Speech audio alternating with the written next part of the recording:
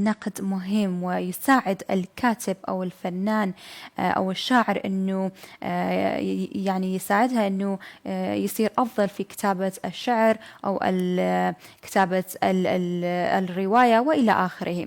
فنتحدث أنه كيف نصبح ناقدا وما الهدف في النقد الأدبي. نتحدث أكثر عن هذا الموضوع مع ضيفنا في الاستوديو دكتور سامي شهاب، أستاذ النقد الأدبي في جامعة كركوك. صباح الخير دكتور. صباح النور، يا أهلا وسهلا، حياكم الله وشكرا على هذه الاستضافة.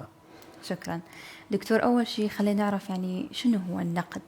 نعم، بداية طبعا أن النقد هو مرحلة تالية للإبداع، فعلينا أولا أن نعرف الإبداع ثم يأتي النقد.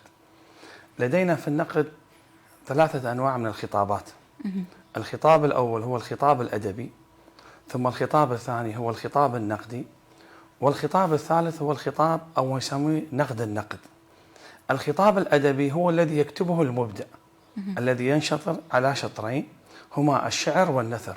الشعر بأنواعه طبعا، شعر غنائي، تمثيلي، ملحمي، بطولي إلى آخره، والنثر بأنواعه القديمة والحديثة، منها الخطابة والرسائل والتوقيعات والحكم والأمثال، أو القصة والقصة القصيرة والمسرح أو الرواية. الذي يكتب هذا النص الخطاب الأدبي شعرا أو نثرا هو المبدع الذي يعتمد على خيالاته، ثم ينتقل إلى مرحلة من الخيال والإيهام والعواطف. من الذي يدرس هذا النص؟ ثم يأتي هنا الناقد. الناقد هي مرحلة تالية، أو النقد مرحلة تالية للخطاب الإبداعي، يعني لا يوجد نقد إلا بعد وجود الأدب. صحيح. سواء كان شعرا أو نثرا. يأتي الخطاب النقدي، ماذا يفعل؟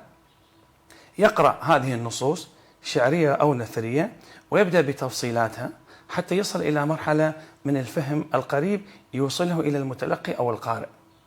هذا الخطاب النقدي ربما يتعثر في بعض المرات، لا يصل إلى مرتبة فهم النص الكامل. تأتي مرحلة ثالثة تسميها تودوروف بمرحلة نقد النقد، أي النقد الذي يطرأ على النقد الأول ويطرأ على النقد الثاني اللي هو الخطاب الأدبي. معناه أنني في سلسلة، فالناقد يقف في المنتصف، إما أن يكون بموازاة النص حتى يستطيع أن يفهم النص، أو أن يكون أعلى من النص. إذا مثلا على سبيل المثال سارة، إذا كان ناقد يقرأ شعر المتنبي مثلا وهو لا يفهم معاني شعر المتنبي، إذن كيف يستطيع أن يوصل المعاني إلى القارئ؟ لا يستطيع. إذن ماذا عليه؟ إما أن يكون بموازاة نص المتنبي ويفهم شعر المتنبي، وأنه ينتمي إلى العصر العباسي، وأنه شاعر الشعراء في كل العصور، عند ذلك يستطيع أن يقرأ النص ويوصله إلى المتلقي بالطريقة الصحيحة. أو أن يكون هذا الناقد بمستوى أعلى حتى يتفوق على النص ويستخرج مكان المعنى 3 معاني أو 4 معاني أو 5 معاني، عند ذلك يصل إلى مرتبة أوسع. فالنقد هي عملية واعية يقوم بها ناقد متمرس لديه مؤهلات تقوم على الذوقية والموضوعية، وأيضا الموهبة هي الأساس، ثم كل ما يتعلق باحترام الآليات واختيار المناهج الأدبية والنقدية والمدارس وغيرها، حتى يستطيع أن يدخل إلى ميدان النقد بطريقة منظمة ومنهجية. نعم دكتور، مرات نسمع أن وجهات النظر يعني نعم. من قبل الناقد يؤثر على تحليله للنصوص الأدبية. نعم. إلى أي مدى هذا صحيح؟ هذا المدى صحيح. ذكرت يعني الآن نحن هناك فرق مثلا بين الناقد العام وبين الناقد الأكاديمي. أنا بوصفي ناقد أكاديمي أعتمد على مناهج وأسس وتيارات ونظريات واتجاهات ومذاهب أدبية فكرية فلسفية ونقدية. لا أستطيع أن أتعامل مع أي نص أدبي شعرا كان أو نثرا إلا في ضوء منهج محدد.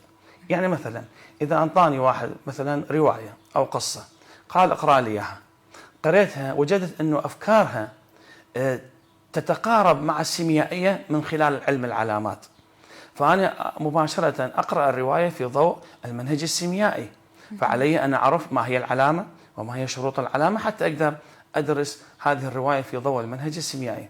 قريت هذا النص الشعري على سبيل المثال وجدت أنه أكثر ما يطغى عليه هي البؤرة والتضاد والنسق والتصاعد والتنازل والتضادات. إذن أعرف أنه هذا النص يدرس في ضوء المنهج البنيوي. لا يمكن أن يأتي الناقد بطريقة عشوائية ويقدم نقده على أساس أنه فلسفة، ويبدأ بعملية السفسطة في الكلام حتى يتوصل إلى أنه ناقد، ويستخدم عبارات رنانة. لا، هذا كلام غير منطقي. فالذين يكتبون في الصحف للأسف، الذين يكتبون الصحف عن طريق الصداقات والزمالات، يأتي شخص يقول هذا لديه ديوان اقرأ لي إياه، فكتب عليه مقال نقدي. لا بأس، النقد ليس حكرا على أحد، لكن نقول أن هناك منهجيات. يعني لماذا ظهرت المدارس؟ مدرسة دي سوسير، مدرسة بلومفيلد، مدرسة الشكلانية الروسية، مدرسة حلقة براغ التشيكية، حركة النقد الجديد في أمريكا. هذه فقط لوحدها مدارس كلها جمعت حتى أنتجت لي المذهب أو عفوا المنهج البنيوي. أنا إذا أقرأ مثلا نص فيه تلقي وتأويل، لازم أفهم ما هي الجهاز المصطلحي لهذا المنهج حتى أستطيع أن أفهم كيف أتعامل مع هذا النص. علي أن أعرف أفق التوقع، كسر أفق التوقع، النظرة الجوالة. عند ذلك أستطيع أقول أنني أعمل في ميدان نظرية التلقي والتأويل. فالنقد مثل ما تعرفين سارة، النقد ليس هواية، النقد ممارسة ومنهج، انضباط، ممارسة ومنهج. نعم، من يقول أن هناك النقد هو عبارة عن تفعيل ذاتي، لا بأس، لكن إذا عملية الدعم تكون في ضوء هذه المناهج والتيارات والاتجاهات والمذاهب، عند ذلك يكون النقد ممنهجا وصحيحا. أنا آتي إلى نص إن كان لأخي أو لعدوي، إن كان هذا النص لعدوي أجمل أن أتعامل مع منهجية، سيظهر أن العدو مالتي هو أفضل من أخي في عملية النص. أما الاتجاه الذوقي في النقد، لا، حتما سأخرج أخي شاعرا أو كاتبا أو ناقدا هو لا يستحق في هذا الاتجاه على سبيل المثال، لأنني لم أتعامل بطريقة صحيحة أو منهجية. إذن علينا أن نلتزم بماذا؟ بآليات النقد ومناهج النقد ونظريات النقد، وهذا أمر محسوم ومحتوم. نعم. يعني نستطيع أن نقول أنه الأدب الغربي أثر إلى حد ما على النقاد الأدب العربي في تحاليلهم للنصوص الأدبية. جدا جدا أثر النقد الغربي. يعني الآن أنا اختصاص النقد العربي القديم. النقد العربي القديم لدينا آليات وطرق في عملية البحث والتأويل ما تفوق الاتجاه الغربي على الإطلاق. لكن ما هي المشكلة؟ حتى واحد لا يضمن أو لا يغبن الجهة الأخرى. لدى العرب آليات وتطبيقات، لكن ليس لدينا مصطلحات، وليس لدينا مناهج، وليس لدينا في بعض الاتجاهات خلينا نقول ما نسميها بالمصطلحات والمقاييس إلا قليل. الاتجاه الغربي هم نجحوا في هذه المسألة، وضعوا لكل مذهب أو تيار أو مدرسة أو نظرية مصطلحاتهم المحددة. فنحن الآن لما نأتي نجد الشيء جاهز، نطبق على شيء جاهز. أنا عندما أجد نظرية متكاملة مثل نظرية الخلق الأدبية أو نظرية الانعكاس الاجتماعية أو نظرية المحاكاة الأرسطوية، إذن هذه فيها أصول، فيها اتجاهات ممنهجة.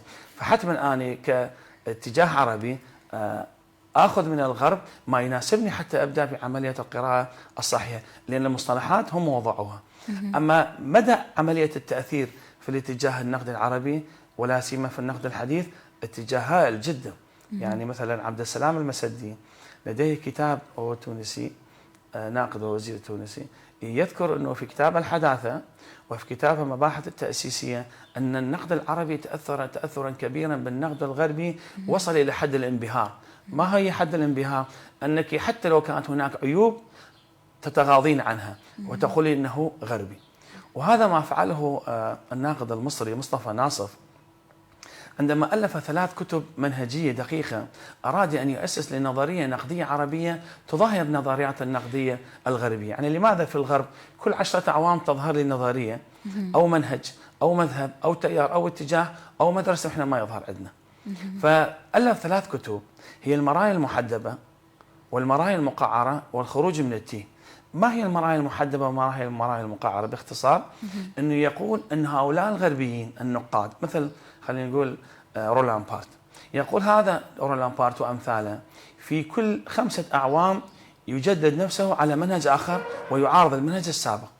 فتجدينه رولان بارت كان مع الشكلانيين، ثم انتقل إلى حركة النقد الجديد، ثم انتقل إلى البنيوية، ثم أسس لوحده السيميائية. فيقول هو لوحده لا يعترف بما قاله سابقا. فإذا كيف احنا نأخذ من هؤلاء؟ فيقول انه هذا التصوير ليش يسميها مرايا محدبه ومرايا مقعره؟ انت حضرتك تعرفين بالسياره المرايا مال السياره على سبيل المثال يقول لك هذا يعني خلينا نقول الطريق اللي تشوفينه للخلف مو صحيح، هاي مرايا مقعره تكبر الوجه. صحيح. والمرايا المحدبه تبعد زاويه البعد. يقول انه هاي النظريات لزيفها اغلبها فتودي وجهه النظر النقديه بعيد جدا. فلهذا الف كتاب الاخير سماه الخروج من التيه، اراد ان يؤسس لنقد او نظريه عربيه تكون متناسبه مع ابداعنا على سبيل المثال ولا تضاهي، لكن عمليه الاخذ واجبه والتاثير الغربي واجد منذ القرن ال19 والى الان. ولكن لما يعني تأثيره إلى هذه الحد كبيرة، يعني ليس على النقاد فقط، حتى الأدب بشكل عام. بشكل عام. يعني أثر على الروايات، أثر على حتى يعني إذا ننتقل إلى السينما، حتى على الأفلام أيضا. صح. إلى الموسيقى وإلى آخره. لما هذا الإعجاب والانبهار الكثير للأدب الغربي؟ نعم، هذا سؤال مهم. يعني طبعا إذا دخلنا في جانب أجناس أدبية راح يطول المسألة، يمكن يحتاج لنا إلى محاضرات. صحيح. مثل ما احنا نقول. نعم، هم تسويقهم ناجح. نحن نقول أنه التسويق الإعلامي لديهم ناجح. هم عندما يأسسون نظرية أو مذهب أو تيار أو سينما أو أي شيء آخر مباشرة يسوقون هذا الشيء إلى الآخر. نحن ليست لدينا في هذه المجتمعات الشرقية أو الدول العربية على سبيل المثال، ليست لدينا منظومات إعلامية أو منظومات ثقافية أو مؤسسات فكرية تعنى بهذا الأمر، يعني ما تعكس الثقافة. فمثلا تشوفين في السابق لماذا المستشرقون كتبوا تاريخ الأدب العربي؟ بروكلمان ونيكلسون ودوزي والآخرين. لماذا لم نكتب نحن تاريخنا أساسا؟ هم كتبوا بالطريقة التي يريدونها، بدليل أنهم وصلوا إلى أن يطعنون في نسب سيدنا الرسول عليه الصلاة والسلام. لماذا لا يكون لدينا اختراب، يعني باتجاه معاكس؟ نحن نكتب عن الأدب العالمي على سبيل المثال، ليست لدينا مؤسسات تضاهي هذه المؤسسات على سبيل المثال. ثم أنه بعض النقاد والأدباء والمفكرين حتى في مجال السينما وفن العمارة ننبهر مباشرة بما يقدمونه، لأنهم صحيحا حقيقة هم يضعون المصطلحات والأسس. هذا ما ينجحون فيه. نحن عندما نأتي نقدم شيء معين، خلينا نقول شيء جديد، فقط نخلق هذا الشيء الجديد، أما أن نعيد تصميمه أو ترتيبه لا نستطيع أن نعيد تصميمه وترتيبه. أنطيك مثال بسيط. في الأساطير اليونانية على سبيل المثال أنه هناك رسام نحات يعني مهم اسمه بجماليون وجد أن كل نساء العالم خائنات. في الأسطورة اليونانية وجد أن كل نساء العالم خائنات، فماذا يفعل؟ صنع بنفسه تمثالا عاجيا رسم شكل المرأة التي يريدها، هو رسم عينها حلقة يعني كل تفصيلاتها، ووضع هذا التمثال في زاوية المنزل. ففي كل يوم من الصباح يبدأ يتحسس هذا التمثال، أعجب به بشكل كبير جدا. تقول الأسطورة أن آلهة الجمال أفروديت بعد ما وجدت أنه هذا معجب بتمثاله ماذا فعلت؟ بثت الحياة فيها لكي يصبح هذا التمثال الحجر إلى أنسية، حتى يقول أنه نساء العالم خانة. أو في رواية تقول أنه هو أعجب بها وأراد أن يعني تتحول إلى أنسية، فطلب من أفروديت أن تحاسبنا. فالقصة من بجماليا أن صنع لنفسه إيش؟ تمثالا عاجيا، يعني هو صنع لنفسه شيء يريد أن يحققه. هذا الشيء ما موجود في الواقع على الإطلاق. أنتم تريدين شيء ربما لا يتحقق، أنا أريد شيء لا يتحقق في الواقع، فعندما أصنع بنفسي هذا الشيء إذن يتحقق. فكل الأدب وكل الثقافات وكل الأفكار وكل النظريات هذه تبدأ من الصفر، لكن عندما يضعون لها الإطار والمنهجيات والبيان التأسيسي هم ينجحون في ذلك. ولهذا هم يسوقون أفضل من عندنا بسبب الاتجاهات الإعلامية. يعني لا توجد لدينا مؤسسة إعلامية خاصة بالثقافة على سبيل المثال. الآن مثلا اللاعب أكثر شهرة من البروفيسور في اختصاصه. لدينا هناك أطباء بروفيسورية وجراحين عالميين، ولدينا مهندسين معماريين مثل زوها حديد يضاهون كل العالم، لكن لا يوجد تسليط. بعد ما توفيت زوها حديد أصبحت زوها حديد رقما في الهندسة المعمارية ليس في العراق بل على مستوى العالم. لماذا لم نأتي بزوها حديد نستفاد من زوها حديد؟ لا توجد مؤسسة تشجع مراحل الإبداع، ولهذا يسقط عندنا الأدب. فيبدأ ماذا نفعل؟ نستورد مثل الأكل والشرب. الآن إذا تسوين زلاطة كلها ليست عراقية، طماطم إيرانية والخيار سوري، ومو صحيح؟ صحيح. فإذا نحن نعيش على مائدة مستوردة للأسف، حتى منها الثقافة. صحيح مع الأسف. دكتور، إذا نتحدث عن اختلاف النقد الحديث عن النقد القديم، وأيضا هل شبابنا اليوم يعني عندنا نقاد بمستوى جيد؟ نعم، لا يوجد عصر ليس فيه نقاد. إذا مثلا اتجهنا إلى النقد العربي القديم مثلا، يعني نجد أسماء لامعة مثل الجاحظ، ابن قتيبة، ابن سلام الجمحي، وابن رشيق القيرواني، وكذلك عبد القاهر الجرجاني، والقاضي علي عبد العزيز الجرجاني، والمرزوقي، ابن خلدون، حازم القرطازني. كم هائل! هؤلاء ألفوا كتب في مجال النقد، وفي مجال الدين، وفي مجال القرآن، وفي مجال الأدب والسياسة على الأطلاق. إذا انتقلنا للعصر الحديث، فالساحة العراقية بالتحديد يعني تضاهي الساحة العربية بأكملها من النقاد تماما. يعني النقاد العراقيين يسيرون على وفق مناهج تنظم أعمالهم، في حين مثلا أن النقد في مصر وفي لبنان وفي سوريا وفي دول المغرب العربي على سبيل المثال، هؤلاء يعتمدون أغلب شيء على ما يتحصلونه من معارف، ثم يوظفون هذه المعارف في النقد. ونحن قلنا في البداية أن النقد لا يمكن أن يكون بالأهواء ولا بالعواطف. أول عنصر من عناصر النقد الجيد أن تبعدين العواطف والأهواء جانبا. أنا أتعامل مع عدوي إذا أنا أتعامل مع عبده. من الذي أسمى عبد الرحمن داخل بصقر قريش؟ أعداءه. وجدوا عند الحنكة في القيادة، وأسس جيش في عمره 19 سنة، وفتح بلاد الأندلس وهو عمره 25 سنة. إذا سموه صقر قريش. إذا أنا أقدر أعطي تسمية لعدوي بأنه أفضل من عندي لسبب معين، لأنه حقق بدايات من النجاح. النقد العربي القديم مليء بالأسماء والمسميات، مليء بالنظريات، نظرية السرقات الشعرية، نظرية الحوار، نظرية عمود الشعر.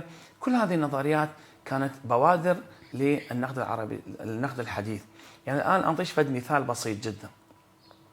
عبد القاهر الجرجاني المتوفى في عام 471 للهجرة لديه كتابان مهمان، هما أسرار البلاغة ودلائل الإعجاز. هذان الكتابان أكثر ما استندت إليهما المذاهب الغربية والنقد الجديد في أوروبا على هذين الكتابين. يعني إذا جبنا مثلا تشومسكي الأمريكي ونظرية التوليدية والتحويلية اللي أسسها، ونظرية البنية السطحية والعميقة، أغلبها وأفكارها وحتى المصطلحات مأخوذة من عبد القاهر الجرجاني. إذا رحنا على ميشيل فوغو ونظرية الخطاب، وجدنا أن أول من تحدث عن الخطاب هو عبد القاهر الجرجاني. إذا وجدنا من يتحدث عن الشعرية عند تودوروف، رومان ياكوبسون، ميكائيل ريفاتير، نجد أنه عبد القاهر الجرجاني أول من تحدث عن الشعرية. إذا وجدنا أن شليماخر وهيرش، هيرش مو كردي، هيرش ألماني، هم اسم قريب، هيرش وغادامير وشليماخر والآخرين، نجدهم هؤلاء قد كتبوا في القرن التاسع عشر، لكن أكثر من أو أحسن من كتب عنهم في التأويل والتلقي هو عبد القاهر الجرجاني. إذا تشوفين كل النظريات الغربية الحديثة هي مزروعة في نقدنا العربي القديم، موجودة ولا يمكن أن نتجاوز. أول من أسس الشعرية هو ابن طباطب العلوي في كتاب عيار الشعر، ووضع حد للشعرية والشاعرية. وأول من تحدث عن الخيال والتخيل والتخييل هو حازم القرطاجني المتوفي 681 للهجرة. يأتي النقاد الجدد يقولون أن كولورديج وورد زورث هما أول من قالا بالخيال الرئيسي والخيال الثاني. يا حبيبي ارجع إلى أكثر من 700 سنة 800 سنة، تجد أن حازم القرطاجني متوفي 681 قد تحدث عن مو فقط الخيال ولا التخيل، أضاف لها التخيل. هذه نظرية كاملة متكاملة. إذا ما لدينا من نقد يكفي أن يضاهي كل النقد الغربي للأمانة.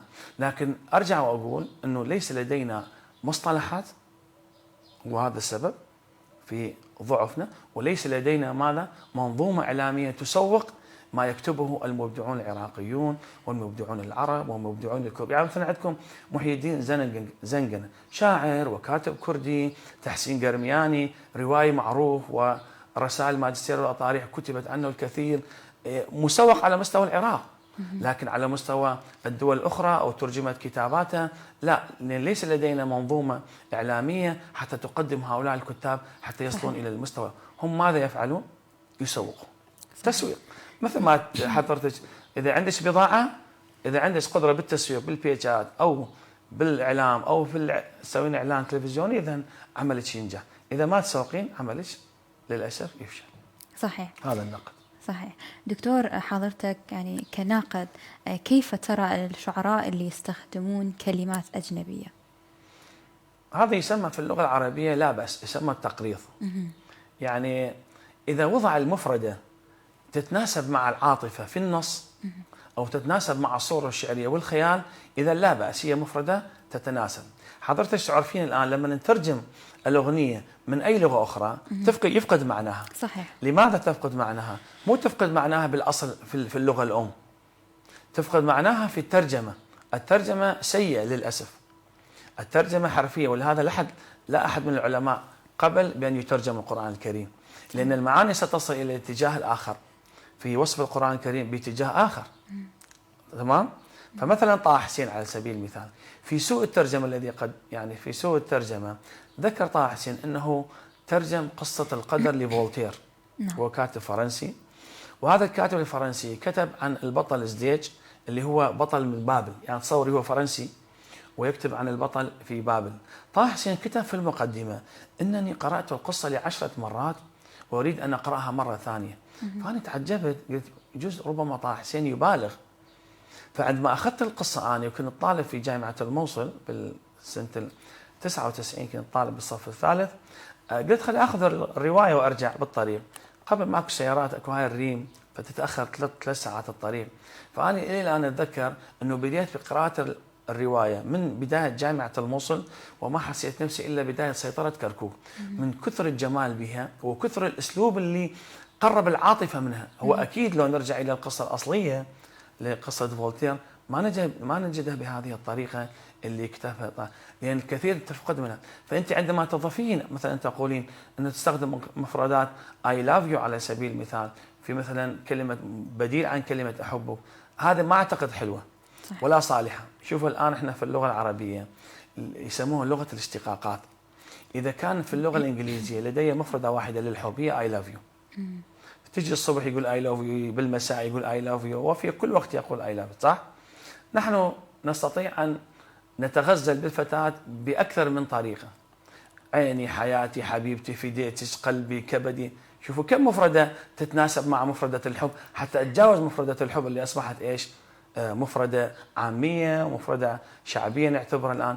100 مفردة أخرى تضاهي مفردة الحب أقدر أوظفها في النص. فأنا ما ممكن أجيب مفردة أجنبية أو مفردة من لغة أخرى أوظفها، هي ما تتحمل معنى واحد. خليني أفتح النص في راحتي وأستخدم اللغة المناسبة. أما توظيفات بعض النصوص أنا أقراها حقيقة، ولا سيما لدى الشعراء المحدثين، هو يريد أن يبين نفسه أنه يمتلك ثقافة فقط، يريد أن يبين نفسه أنه يمتلك ثقافة. فعد ما يذكر مثلا عشتار وتموز، هذه الأساطير، الإلياذة والأوديسا، ويذكر أسخيلوس ويوربيدس، هاي الأسماء، يبين نفسه أنه متمكن. لكن في الأصل أنه ما أستطيع أن أتي بهذه المفردات حتى تتجانس. النص الشعري نص إبداعي، يعني ينتج من الهواء. الشاعر الجاهلي ماذا لديه؟ قاعد بالخيمة وبيت الشعر ومبدع في أشعاره، وهم أساس الشعر على سبيل المثال.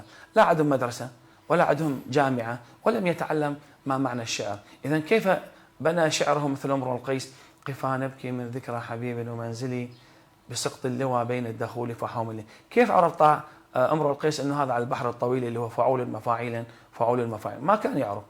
بعد 150 سنة أجل خليل بن أحمد الفراهيدي سوى علم العروض، قال هذا زين. شلون عرف؟ على السليقة، على الذوق. فهو الشعر انطباع ذوقي عاطفي. وحتى أنطيك معلومة حتى نسد هذا الملف، أن الشعر لديه مجموعة عناصر، منها انطباعية والذوقية واللغة الشعرية وكل إمكانات، لكن 4 رئيسة ما لم تتحقق في النص الشعري فلا يسمى نصا شعريا، اللي هي العاطفة والخيال والفكرة والإيقاع. أي وحدة من هذه ال4 افتقدت في النص فلا نص شعري. صحيح. حتى نختصرها يعني. صحيح. كان أي مبدع يريد أن يقدم شعر عليه أن يكون يركز على العاطفة في الشعر، ويركز على الخيال، ويركز على الفكرة، ثم الإيقاع بحسب نوع الشعر. نعم. نعم. دكتور، يعني إذا أحد سألك أنه كيف أصبح ناقدا بارعا، أحد طلابك أو أحد آخر، يعني شنو تنصحه؟ من شروط النقد هي مواصفات. أولا يجب أن تعتمد على الموهبة. يعني ماكو واحد يجي يفرك عينه الصبح ويقعد من النوم ويقول أريد أصير شاعر أو أصير ناقد. لا، هي بالفطرة. أولا فطرة. فتشوفين طفل عنده موهبة الحركة، الرسم، فلما أنت تشوفينه، أنت كأم أو أنت كأخت، تشوفين ابنك أو أخوك عنده ممارسات للرسم، إذا حتى تعلمينه تقولي له تعال ارسم على فد مدرسة تقعيبية أو رمزية أو سريالية، حتى تخليه يرسم، وتنطيه الريشة والألوان المناسبة حتى لا يبدأ يخربط. فإذا أنت رصدتي عنده فد جانب معين من هذا، فأي موضوع إذا ما عنده موهبة ما يمكن. يعني ما يصير واحد يجي لاعب كرة قدم يروح للنادي يتدرب، وإذا ما عنده مؤهلات لكرة القدم، حركاته تكون خفيفة حتى يصبح لاعب لكرة قدم.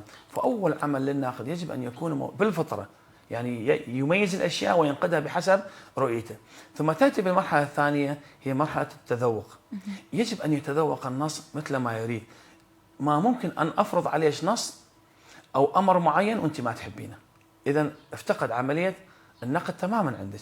مثلا أقول للطلبة، مثلا إذا أنا أنطيك على سبيل المثال شعر أبو العلاء المعري، وهو شاعر فيلسوف، وأنت ما تحب العصر العباسي أساسا وتحب الشعر الجاهلي، تريد تروح على طرفة بن العبد مثلا، شاعر المعلقات، فأنا مباشرة لما ما خليتك تحب النص تتذوقه، موتك في عصر أنت ما تحب غير عصر. بس إذا أقول لك أنت حبيبي روح على طرفة بن العبد مثل ما تحب، روح على عنتر بن شداد، إذا صار عنده تذوق. أولا حب العصر، ثانيا نحب الشعر الى اخره. حتى الطلاب الان بالبحوث من يجون يقولون دكتور ايش نكتب؟ اقول له بكيفكم. ايش تختارون؟ اقول اختاروا لي العصر، تريد جاهلي، اسلامي، اموي، عباسي، حتى اخليه هو يرتاح في عمله مو اني. صحيح. فيقول لي مثلا دكتور احب مثلا الشعر الاموي او الشعر الاندلسي، اقول له تمام. تريد شعر لو نثر؟ النوبه خيره بالجنس الادبي. يقول لي مثلا دكتور احب شعر، اقول له تحب شاعر لو تحب ظاهره شعريه، يعني مثلا أنطيك الطرديات مثلا كظاهرة، أنطيك النقاط كظاهرة، لو أنطيك مثلا شاعر تدرس عليه، أدرس على شاعر، أقول له تريد غرض لو تريد موضوع، إلا أصلي لما استوى حتى أعرف تذوقه وين يصير، حتى يصبح ناقد، حتى لما يكتب لي البحث أو يكتب لي المقال هو منتمي للنص، مو أنا فارض عليه هذا القلاص هو يحب يشرب من البراد وجايبي لي قلاص مثلا جاهز. يجوز اكو ناس ما تحب تشرب في هذا. فالعملية الثانية يجب أن يكون متذوقا. ثالثا يجب أن يكون متعلما. يعني على الأقل إذا كان ناقد أدبي في مناطق، خلينا نقول في النقد العربي، يجب أن يعرف علوم اللغة العربية، من علم العروض والبلاغة والصرف والإيقاع وعلم اللغة والنحو والأدب والبلاغة، لكي يستطيع أن ينقد النص الأدبي. يعني إذا هو يعني يريد أن يصبح ناقدا وهو لا يعرف ما معنى الاستعارة، ولا يعرف أن هذه استعارة تصريحية أم مكنية، إذا كيف سيجيب؟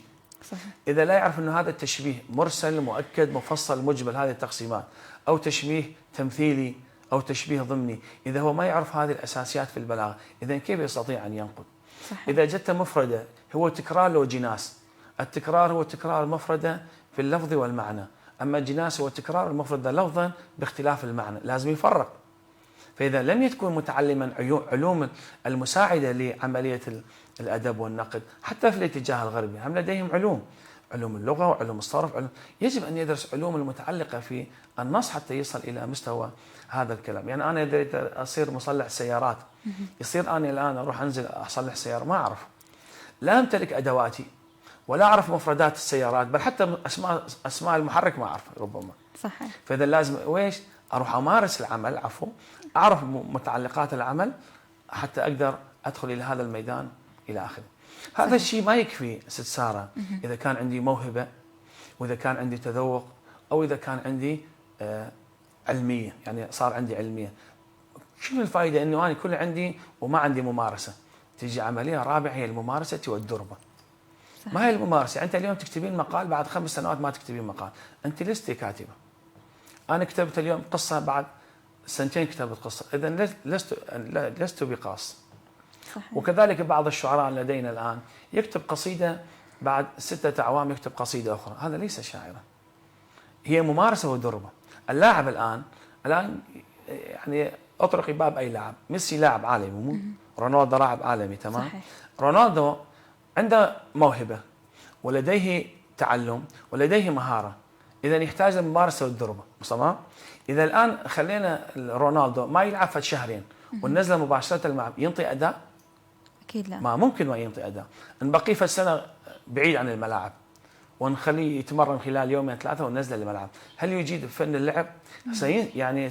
يعني يذهب بعيدا عن التكنيك والتكتيك اللي داخل الملعب، لأنه لم يمارس. إذا هو لديه موهبة ومشهور ولديه معرفة ولديه علوم مكتسبة في عالم الرياضة، لكن لا يستطيع الممارسة والدربة. جيدة صحيح. جدا. آخر نقطة حتى نختصر، وهي كثيرة مثل ما قلت، عملية التقييم. ما قيمة الناقد إن لم يقيم؟ أنا أقرأ نصك عجبت بي وذبيته على الميز، قرأت نص آخر وذبيته على الميز، ما لم أقيم أقول أنه الكاتب فلان مبدع في هذا الاتجاه والكاتب الفلانية مبدعة في هذا الاتجاه، وهكذا. من شروط الناقد أن يقيم النص الذي أمامه، وهذه هي شروط النقد. ربما تكون الرئيسة، وهناك صحيح. شروط الموضوعية والمنهجية وعدم هذا تفاصيل واستخدام اللغة، أكثر. تفاصيل كثيرة جدا. نعم. نعم. دكتور، شكرا لوجودك اليوم ويانا حياكم في الله. الاستوديو. في الأخير إذا عندك رسالة أو أي شيء لم نذكره تفضل. والله ما عندنا رسائل، احنا دائما رسائلنا نوجهها عن طريق منابرنا الثقافيه، يعني كان اخرها انه قبل اسبوعين كنا في مهرجان المربد والقيت بحث عن دلاله السياق المقامي في شعر احمد مطر. فدائما نقول انه عمليه الشعر والنقد او الابداع كلاهما واحده، ومن يريد ان يقرا او يتعلم عليه ان يمارس عمله، لا ان يترك هذا العمل. انا اليوم كتبت كتاب، بعد 10 سنوات ما اكتب كتاب، اذا لست كاتب انا. فاذا علي ان يمارس العمل.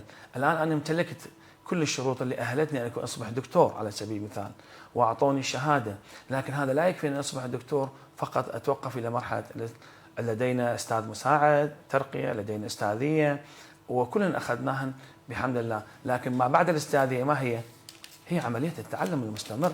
صحيح. اذا اوصي اني الشعراء والادباء والكتاب ولا سيما النساء، يعني لدينا ضعف في الادب النسائي وفي النقد النسائي. النقد النسائي لا يوجد، يعني اذا اكاد اكون يعني ظالم اذا اللي يسمعوني، النقد في العراق النقد نفسه جدا ضعيف جدا، اسماء قليل، يعني مثل الدكتوره ناديه هناوي، دكتوره بشرى موسى صالح، دكتوره بشرى البستاني، دكتور منتصر غضنفر، هؤلاء فقط يعني يميلون الى النقد ويعذرون الاخرين لم اذكر الاسماء. اما الاخرون يعني ضعف جدا في النقد النسوي على سبيل المثال. صحيح. نعم. شكرا دكتور لوجودك اليوم في استوديو صباح الخير. شكرا الله، وإن شاء الله يوفقكم فيما ترغبون فيه من تطوير أداء المدينة والفكر الثقافي في مدينتنا كركوك وفي المدن الأخرى في العراق. وهذه اللحمة إن شاء الله نتمناها تتواصل مع المبدعين والمثقفين والكتاب والأدباء إن شاء الله تعالى. شكرا الدكتور سامي شهاب، أستاذ النقد الأدبي في جامعة كركوك.